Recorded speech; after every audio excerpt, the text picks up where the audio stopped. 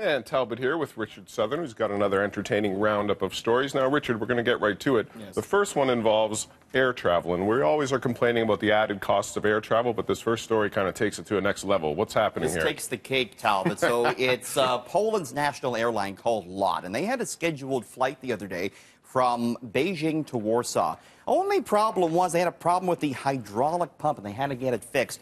Wow. The repair person on the ground in China demanded cash to settle the bill before letting the plane take off. They didn't have it. The flight attendants and the pilots, so what did they do? They went around to the passengers. They took a collection. Can you chip in a few bucks to get us off the ground? And you know what, Talbot?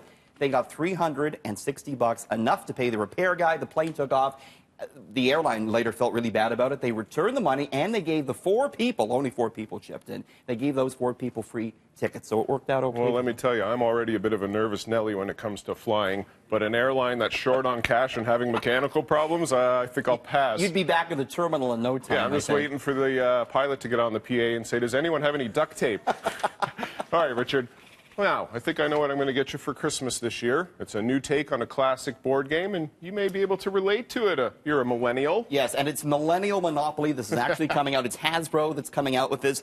And the tagline says, forget about real estate. You can't afford it anyways. You know the millennial story. So players don't win by buying houses or railroads, but instead collect experience tokens and participation ribbons. I've got a few of those. And you see Mr. Moneybags, he's standing in front of a vegan restaurant, and he's got his coffee cup and his earbuds. So all the millennial stereotypes are there. And by the way, the game, Talbot, sells for $19.82, which is the first year where if you were born, you were considered a millennial. Now, you're a millennial. Can you afford that, Richard? Absolutely not. I spend all my money on trips, and that's it. Now, the best part about this, though, I was looking on Twitter, and millennials were offended by it, which is so millennial. We have trouble adulting. That's what we do. Exactly. We have a lot of trouble adulting.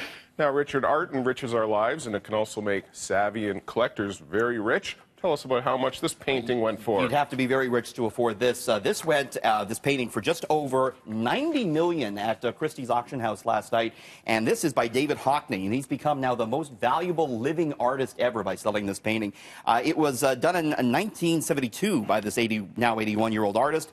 Depicts Hockney's former lover, they think, standing at the top of the pool. And you know, art, Talbot, has become a very valuable market. We actually had a Da Vinci painting sell for $140 million. Last year. If I had $90 million, the last thing I'd want to spend it on is a guy in his tighty whities. Come on, give me some eye candy at least. I'm trying to get into the art market myself as an artist, but I'm still working on the stick figures. Maybe I'll do a portrait of you in your tighty whities. See how much that goes for. We'll do that on Monday, perhaps. All right, well, I'll see you then. Richard, thanks. Have a good weekend.